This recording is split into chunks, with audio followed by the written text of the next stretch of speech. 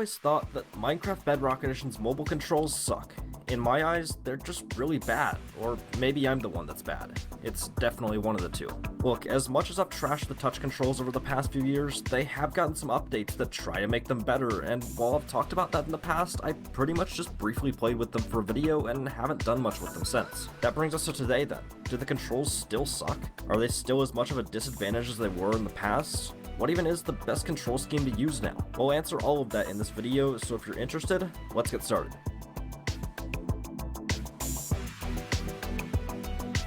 Okay, so because it's been a minute since we've done anything with mobile controls on this channel, let's take a second to go back over the options that you have for controlling the game on mobile. The way I see it, there's essentially two ways to control the game. You have the old controls, which pretty much everyone that's ever played, or second to go back over the options that you have for controlling the game on mobile. The way I see it, there's essentially two ways to control the game. You have the old controls, which pretty much everyone that's ever played or seen Pocket Edition knows of, and then you've got the new controls, which have been in betas and texture packs for the past few months and literally just released to the official game a few days ago. Now, the old Pocket Edition controls are extremely straightforward. There are 6 buttons to control movement on the screen. 4 of them control your direction, 1 of them makes you jump, and 1 of them makes you crouch. To interact with things on the screen, you just tap them. That's what you do. Finally, I don't think this needs to be said, but you drag and swipe the screen to control the direction that you're looking at. And that's the original or old controls. It really doesn't take much brain power to figure them out. At the same time, though, I do feel like they're kind of limited with how simple they are, and they definitely lose some functionality as compared to keyboard and mouse or controller just by being so simple. Minecraft's new touch controls, though, attempt to fix that. Just by looking at this screenshot, you can see that there's a whole bunch of buttons added on the right side of the screen, and all of those add a bunch of individual actions that you weren't necessarily able to do on the old controls. For example, you've got specific attack and interact buttons, which used to essentially be the same thing on the old controls. You just tap the screen and do one of those. They're split up now though, and you can be more precise with what you want to tap now. There's also jump and sneak buttons, which granted were already there in the old controls, but they're next to each other now, which I find to be better for me. And then finally, there's an individual sprint button now, meaning that you don't have to double tap the forward button to sprint. And with these controls, you can also enable an option called sprint on movement, which removes the sprint button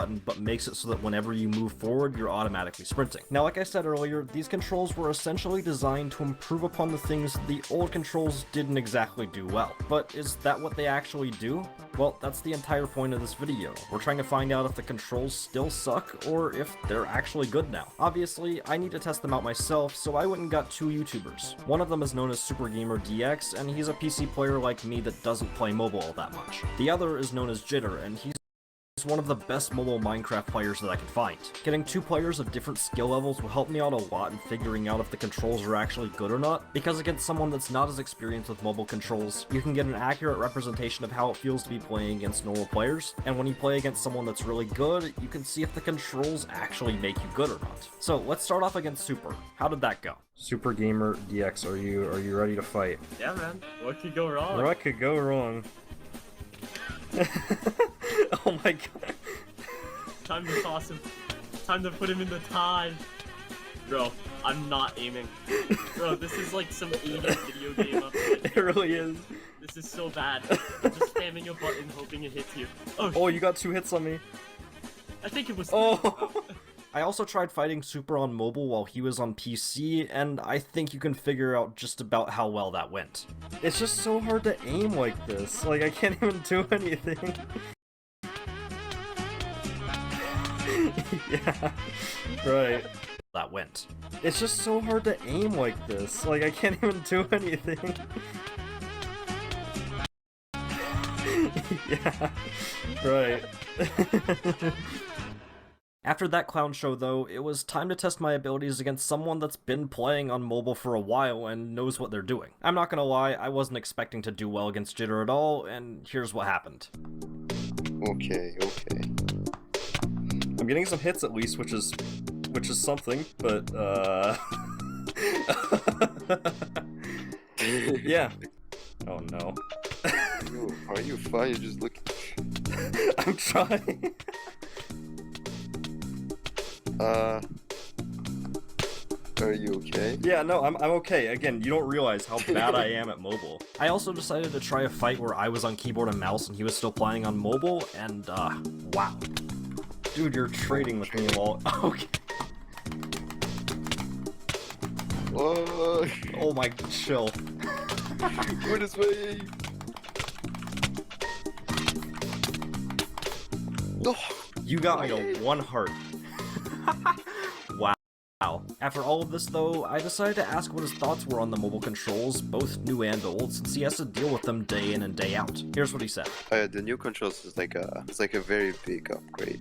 Like you can just basically jump bridge and do like everything. So yeah, that's a W.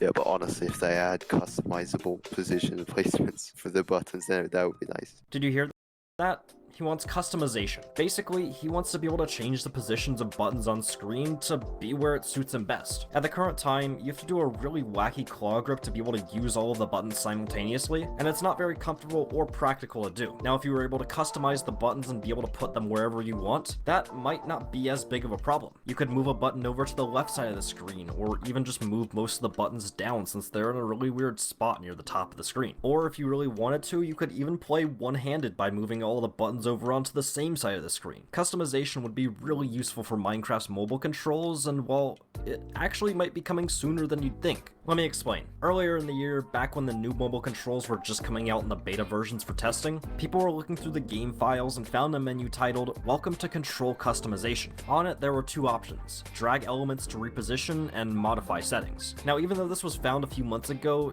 the same side of the screen, customization would be really useful for Minecraft's mobile controls, and well,